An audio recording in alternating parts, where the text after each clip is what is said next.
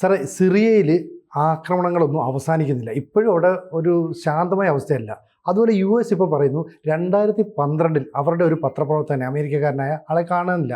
അപ്പോൾ ഭരണം മാറിയപ്പോൾ വിമതർ വന്നപ്പോൾ അയാളെ കണ്ടെത്തുന്നതാണ്, പക്ഷെ കണ്ടിട്ടില്ല. അതെ, അയാളുടെ കഥ പറയാം. ഓസ്റ്റിൻ ടൈസ് എന്നാണ് ഈ പത്രപ്രവർത്തകന്റെ പേര്.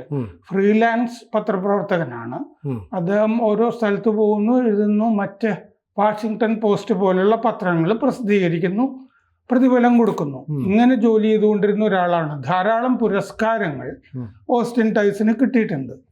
2011 സിറിയയിലെ ആഭ്യന്തര യുദ്ധം മൂർച്ഛിക്കുന്നത്, പല ഭീകര ഗ്രൂപ്പുകളും ഒക്കെ ചേർന്നിട്ട്.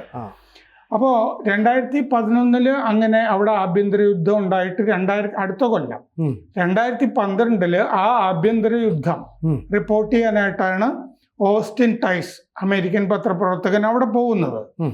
ഇയാളെ അവിടെ ഈ അസദിന്റെ സംഘം, ഭരണകൂടം തന്നെയാണെന്നാണ് അമേരിക്കയുടെ പല സംഘടനകളും പറയുന്നത്. അസദിന്റെ ഭരണകൂടം ഈ അമേരിക്കൻ പത്രപ്രവർത്തകനെ അവിടെ തടവിലാക്കി. അവിടെ നടക്കുന്ന കാര്യങ്ങളൊന്നും ലോകം അറിയണ്ട എന്ന് വെച്ചിട്ടാണ്.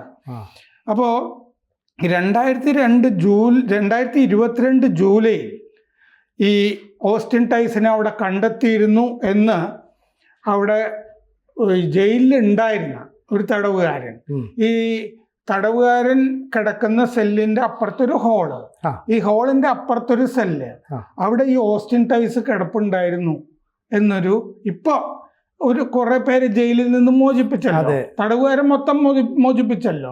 അതിൽ രക്ഷപ്പെട്ടൊരു തടവുകാരൻ പറയുന്നുണ്ട് 2 കൊല്ലം മുമ്പ് ഓസ്റ്റിൻ ടൈസിനെ കണ്ടിരുന്നു എന്ന്.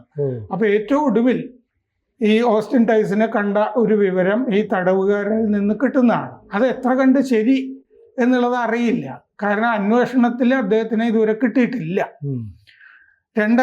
ഈ മുമ്പ് അമേരിക്കൻ മറൈൻ കോറിൽ ജോലി ചെയ്തിരുന്ന ആളാണ്. US മറൈൻ എന്ന് പറയില്ലേ, പഴയൊരു മറൈൻ ആണ്, പട്ടാളക്കാരനാണ്, നേവി എന്നൊക്കെ പറയാം. 2013 ഈ ഓസ്റ്റിൻ ടൈസ് ജയിൽ ചാടി, തടവ് ചാടിയിട്ട് വീണ്ടും പിടികൂടി. അപ്പോൾ കൂടുതൽ പീഡനം ഏറ്റുവാങ്ങി മരിച്ചിട്ടുണ്ടോ എന്നുള്ള സംശയമൊക്കെ നിലനിൽക്കുന്നുണ്ട്. 43 വയസ്സ് ആണ്. ഹൂസ്റ്റണിലാണ് ജനിച്ചത്, അമേരിക്കയില്. ഈ ജോർജ് ടൗൺ യൂണിവേഴ്സിറ്റിയിൽ നിയമം പഠിച്ചിരുന്നു. US മറൈൻ കോറിൽ ക്യാപ്റ്റനായിരുന്നു. 2012 മെയ്യിലാണ് സിറിയയിലേക്ക് പോയത്. അസദിന് കീഴിൽ 2011 ആഭ്യന്തര യുദ്ധം തുടങ്ങിയിട്ട് പിന്നെ ഈ ഓഗസ്റ്റില്, മെയ്യിൽ അവിടെ ചെന്നു. 2012 മെയ്യിൽ ചെന്നു. ഓഗസ്റ്റിൽ ദമാസ്കസിന് തെക്ക് വെച്ചിട്ടാണ് പിടിയിലാകുന്നത്.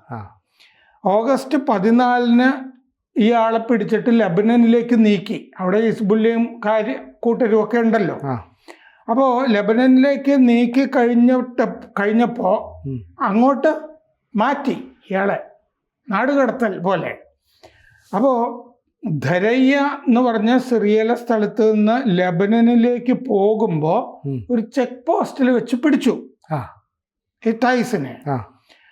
1 മാസം കഴിഞ്ഞ് ഇയാളുടെ ഒരു വീഡിയോ വരികയാണ് ടൈസിൻ്റെ.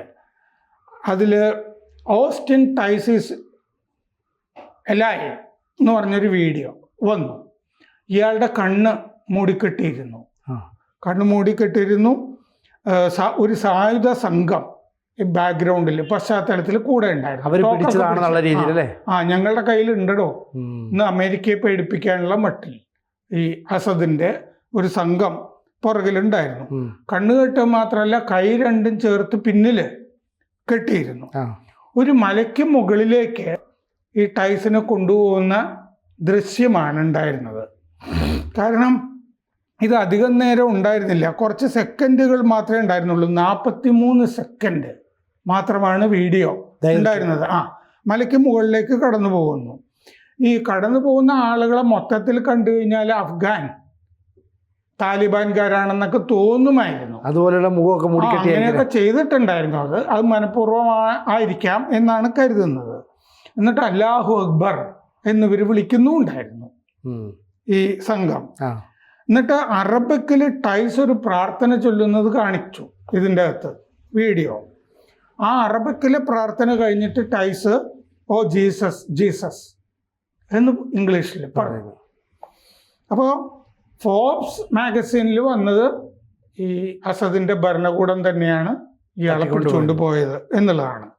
2013 തുടക്കത്തിൽ ദമാസ്കസിൽ മാസെ എന്ന് പറഞ്ഞ സ്ഥലത്ത് കീറത്തുണിയൊക്കെ ആയിട്ട്, നന്നായിട്ട് വസ്ത്രം ധരിച്ചിട്ടില്ല, കീറിപ്പറിഞ്ഞ വസ്ത്രങ്ങളുമായിട്ട് ഒരാളെ കണ്ടു 2013. തെരുവുകളിലെ വീടുകൾക്കിടയിലൊക്കെ നിൽക്കുകയായിരുന്നു ഇയാള്. അയാള് പേടിക്കുന്നുണ്ടായിരുന്നു എന്നുള്ള വ്യക്തമാണ്. ഏതെങ്കിലും വീട്ടിൽ കയറി സേഫായിട്ടിരിക്കണം എന്ന് ഇയാൾ ആഗ്രഹിക്കുന്നു എന്നൊക്കെ കണ്ടാൽ തോന്നുമായിരുന്നു. 5 മാസം തടവിൽ കിടന്ന ശേഷം തടവിൽ ചാടിയിട്ട് ടൈസ് അവിടെ ആ വീടുകൾക്കിടയിൽ കാണപ്പെടുകയാണ് ചെയ്തത്. അങ്ങനെ അപ്പോൾ വളരെ അറിയപ്പെടുന്ന ഒരു സിറിയൻ പൗരന്റെ വീട്ടിൽ ഇയാൾ കയറി. ഈ തടവ് ചാടിയതിനു ശേഷം അത് ആരാണെന്നുള്ളതൊന്നും വെളിപ്പെടുത്തിയിട്ടില്ല. ഒരുപാട് പേര് ഇപ്പോൾ വിട്ടയച്ചിട്ടുണ്ടല്ലോ. 2022 ഒരു തടവുകാരൻ ടൈസിനെ കണ്ട കാര്യം NBC ന്യൂസിലാണ് ആ തടവുകാരൻ വെളിപ്പെടുത്തിയിരിക്കുന്നത്. അന്നത്തെ ഇപ്പോൾ മോചിതനായ ആള്. അപ്പോൾ ഈ കാര്യങ്ങളൊക്കെ പറഞ്ഞിട്ടുണ്ട്. ഇപ്പോൾ ഇസ്രയേൽ കുറേ ആക്രമണം സിറിയയിൽ നടത്തിയല്ലോ, ആയുധ കേന്ദ്രങ്ങൾ പല സ്ഥലങ്ങളിലുമൊക്കെ. അങ്ങനെ എങ്ങനെയെങ്കിലും ടൈസ് കൊല്ലപ്പെട്ടിട്ടുണ്ടാവുമോ എന്നൊരു സംശയം ഇപ്പോൾ ഉണ്ട്. അസദ് പോകും മുമ്പ് ഈ ജയിലിലേക്കൊക്കെയുള്ള വൈദ്യുതി ബന്ധം വിച്ഛേദിച്ചിരുന്നു.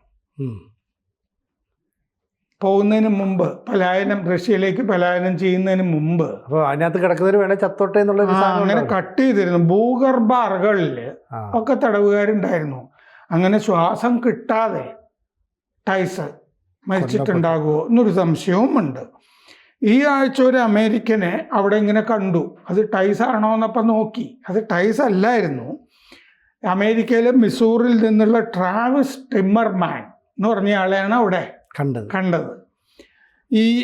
അപ്പോൾ അയാളെ ജയിലിൽ പിടിച്ചിട്ടിരിക്കുകയായിരുന്നു. ഈ വർഷം അത് ആദ്യം ഒരു ആത്മീയ ദൗത്യം നിർവഹിക്കാൻ സിറിയയിൽ പോയതാണെന്നാണ് ടിമ്മർമാൻ പറഞ്ഞത് പിടിച്ചു കഴിഞ്ഞപ്പോൾ. അപ്പോൾ ബറാക്ക് ഒബാമ ഭരിച്ചുകൊണ്ടിരുന്നപ്പോൾ 2016 കുറച്ച് വിവരമൊക്കെ ടൈസിനെ പറ്റി കിട്ടിയതായിട്ട് പറയുന്നുണ്ട്. അമേരിക്കൻ ഭരണകൂടം എപ്പോഴും ഇത് അന്വേഷിച്ചുകൊണ്ടിരുന്നു. കാരണം ഒരു അമേരിക്കൻ പൗരനെ കാണാതില്ല എന്ന് പറഞ്ഞത് വലിയ നാണക്കേടാണല്ലോ. ആശുപത്രിയിലായിരുന്നു എന്നുള്ളൊരു വിവരമാണ് അന്ന് കിട്ടിയിരുന്നത്.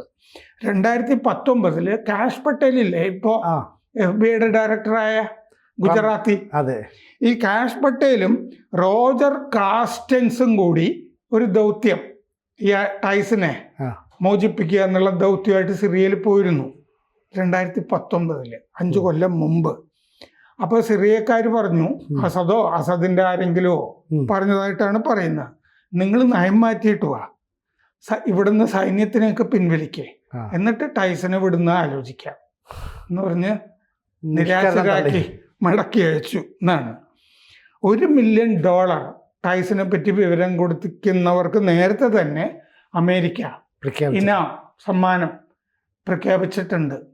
അപ്പോൾ ഇതാണ് ഈ അവസ്ഥ. പക്ഷേ സാർ, ഇപ്പോൾ ഈ സിറിയയിൽ ഒരാളെ മോചിപ്പിക്കാൻ അത്ര എളുപ്പമല്ല. കാരണം ഇപ്പോൾ കഴിഞ്ഞ 5 മണിക്കൂറിനുള്ളിൽ തന്നെ ഏതാണ്ട് 50ഓളം അറ്റാക്കാണ് ഇസ്രായേൽ അവിടെ നടത്തിയത്. അപ്പോൾ ഇസ്രായേൽ തുടർച്ചയായി വീണ്ടും അവിടെ അറ്റാക്ക് നടത്തുന്നു. ഇപ്പോൾ പറയുന്നത് ടാർട്ടസ് എന്ന് പറയുന്ന റഷ്യയുടെ നേവൽ വിങ് ഉണ്ടായിരുന്ന ഒരു സ്ഥലത്ത് കടുത്ത ബോംബിങ് നടത്തിയും റിക്ടർ സ്കെയിലിൽ 3.1 വരെ രേഖപ്പെടുത്തുന്നു. അത്രയും വലിയ സ്ഫോടനം ഉണ്ടാക്കുന്നു. അപ്പം ഇവിടെ ഇനി നിങ്ങളുടെ ആവശ്യമില്ല, ഞങ്ങളിലേക്ക് കടന്നു കയറണ്ട എന്ന് ഈ നിലവിലുള്ള ഈ വിമത ഭരണാധികാരികൾ തന്നെ പറയുന്നുണ്ട്. പക്ഷേ ഇസ്രായേൽ പിന്നെയും അവിടെ അറ്റാക്ക് ചെയ്ത് എന്തിനാണ്? ഇറാൻ എന്ന് പറയുന്ന രാജ്യത്തിൻ്റെ ചെറിയ കേന്ദ്രങ്ങളോ അല്ലെങ്കിൽ ആയുധ സംഭരണശാലകളോ ഒക്കെ ഉണ്ടെന്നുള്ള പ്രതീക്ഷയിലായിരിക്കുമോ? ഒന്നത് ആയുധങ്ങളൊക്കെ അത്യാവശ്യം നശിപ്പിച്ച് കഴിഞ്ഞു, മിസൈൽ പോലത്തെ സംഗതികളും മൊത്തം. കാരണം ഇനി എന്താന്ന് വെച്ചാൽ ഈ അൽ ഖയ്ദ അല്ലെങ്കിൽ IS ഇസ്ലാമിക് സ്റ്റേറ്റ് ഇതിൻ്റെ അവശിഷ്ട ഭീകരന്മാരൊക്കെ ഉള്ള സ്ഥലമാണ് സിറിയ. അവരൊരു കാരണവശാലും തിരിച്ചു വരരുത്. ഒന്നാമത്തെ ലക്ഷ്യം. ഒരു ആയുധം അവിടെ ഉണ്ടാവില്ല. നേവിയൊക്കെ നശിപ്പിച്ചു കഴിഞ്ഞല്ലോ, കപ്പലൊക്കെ മുക്കി എല്ലാം അതൊക്കെ തീർത്തു കഴിഞ്ഞു. 2, ഇപ്പോൾ ഈ അവിടെ ഈ വിമതര് പിടിച്ചു കഴിഞ്ഞപ്പോൾ ആ. ഈ പട്ടാള താവളങ്ങളിലൊക്കെ കണ്ടത് എന്താന്ന് വെച്ചാൽ കാപ്റ്റഗൻ എന്ന് പറഞ്ഞ മയക്കുമരുന്നില്ല, നേരത്തെ പറഞ്ഞു. മയക്കുമരുന്നിന്റെ പെട്ടികൾ ആ. ആണ് കയറ്റി അയക്കാൻ വേണ്ടി ഇലക്ട്രോണിക് ഉപകരണങ്ങളിൽ നിന്നൊക്കെയുള്ള വ്യാജേന ഒരു ക്വാറിയിൽ കണ്ടു, പട്ടാള താവളങ്ങളിലൊക്കെ കണ്ടു. പട്ടാളത്തിനെയൊക്കെ ഈ അസദ് ഭരണകൂടം, അസദിന്റെ സഹോദരനാണ് ഈ മയക്കുമരുന്ന് സാമ്രാജ്യം കൊണ്ടിരുന്നത്. അയാൾ സൈന്യത്തലവനോ മറ്റോ ആയിരുന്നു, കമാൻഡർ ആയിരുന്നു. അപ്പൊ പട്ടാളത്തിനെയൊക്കെ ഉപയോഗിച്ച് ഇതൊക്കെയാണ് ചെയ്തുകൊണ്ടിരുന്നത്. സിറിയയുടെ കയറ്റുമതി പ്രധാനമായിട്ടും ഈ മയക്കുമരുന്നായിരുന്നു. അപ്പൊ ഈ മയക്കുമരുന്ന് മിഡിൽ ഈസ്റ്റിൽ ഈ മയക്കുമരുന്ന് ഗുളിക തിന്നിട്ടാണ് ഈ ആക്രമണമൊക്കെ നടത്തുന്നത്. ബോധം ഇല്ലാതെ കിടന്ന് അറ്റാക്ക് ചെയ്യല്ലേ? ബോധം എന്ന് പറഞ്ഞാല് ബോധമില്ലായകയല്ലല്ലോ, എക്സ്ട്രാ എനർജി, ഒരു ഉന്മാദം. ആ ഉന്മാദത്തിൽ ഇങ്ങനെ ചെയ്തുകൊണ്ടിരിക്കും. അതുപോലെ അനുസരിക്കുന്ന കുറെ ഭീകരന്മാരും ഈ യുദ്ധം നടക്കുന്ന സ്ഥലങ്ങളിലൊക്കെ ഉണ്ട് മിഡിൽ ഈസ്റ്റില്. സാർ, ഈ പറഞ്ഞ മരുന്ന് ആഗോളതലത്തിൽ തന്നെ നിരോധിക്കപ്പെട്ടതായിരുന്നു. 2009 ഇത് മരുന്നല്ലാതായി. ഇനിയിപ്പോ നിർമ്മിക്കുന്നതും ഒക്കെ അനധികൃതം ഇല്ലീഗലായിട്ടേ കരുതുന്നുള്ളൂ. ഡ്രഗായിട്ടാ കരുതുന്നത്. അപ്പൊ ഈ ഡ്രഗ് എന്ന് പറയുന്നത് ആ ഉൽപാദനം സിറിയയിൽ മാത്രമേ ഉള്ളൂ. കുറച്ച് ലെബനൻ, അവിടെ ഹിസ്ബുള്ള് ഉണ്ടായിരുന്നുണ്ട്. ഇതും കൂടി നശിപ്പിച്ച് കളയുക ഇസ്രായേലിന്റെ എന്നുള്ള ഉദ്ദേശം ഇസ്രായേലിന്റെ അമേരിക്കയുടെ ലക്ഷ്യമാണ്. കാരണം സിറിയ ഇത് അമേരിക്ക പോലുള്ള സ്ഥലങ്ങളിലേക്കും ഒക്കെ കയറ്റി അയക്കുന്നുണ്ട്. ലാറ്റിൻ അമേരിക്കൻ രാജ്യങ്ങളൊക്കെ ഇപ്പം മെത്ത് ഉണ്ടല്ലോ, മെത്താംഫിറ്റമിൻ, ഈ സിനിമ ആംഫിറ്റമിൻ, ഇതിന്റെയൊക്കെ പഴയ രൂപമാണിത്. പക്ഷെ ഇതിന് സൈഡ് ഇഫക്റ്റ് ഉണ്ട്. ഇത് കഴിക്കുമ്പോൾ ഈ ഹാപ്പിനെസ് ഹോർമോൺ ഉണ്ടല്ലോ, ഡോപ്പമിൻ, അത് തലച്ചോറിൽ കൂടുതൽ ഉൽപ്പാദിപ്പിക്കപ്പെടും. അപ്പൊ കൂടുതൽ സന്തോഷം ഉണ്ടാവും. അപ്പോഴാണ് ഈ തോക്കെടുത്ത് ഇഷ്ടംപോലെ ആളുകൾ ഒക്ടോബറിന് ഹമാസ് നടത്തിയ ആക്രമണത്തില് ഇത്തരം അറ്റാക്കുകൾ ഈ ഭീകരന്മാരൊക്കെ ഇത് ഉപയോഗിച്ചിരുന്നു എന്ന് കിട്ടിയ ബോഡികളിൽ നിന്ന് വ്യക്തമാണ്. അപ്പൊ എന്തായാലും ഈ US-ന്റെ ഈ പത്രപ്രവർത്തനം ഇനി കിട്ടുമോ എന്നുള്ള കാര്യം നമുക്ക് ഉറപ്പിച്ച് പറയാൻ പറ്റില്ല. പക്ഷെ അദ്ദേഹത്തിന് വേണ്ടിയുള്ള തിരച്ചില് തകൃതിയായിട്ട് നടക്കുന്നു. പക്ഷെ ഇതോടുകൂടി ഈ ഒരു വിവരം കൂടി നമ്മൾ അറിഞ്ഞല്ലോ. അതെ, കൂടുതൽ വാർത്തകളും വിശേഷങ്ങളും നിങ്ങളിലേക്ക് എത്താൻ ABC മലയാളം സബ്സ്ക്രൈബ് ചെയ്യുക, ബെൽ ബട്ടണും അമർത്തുക.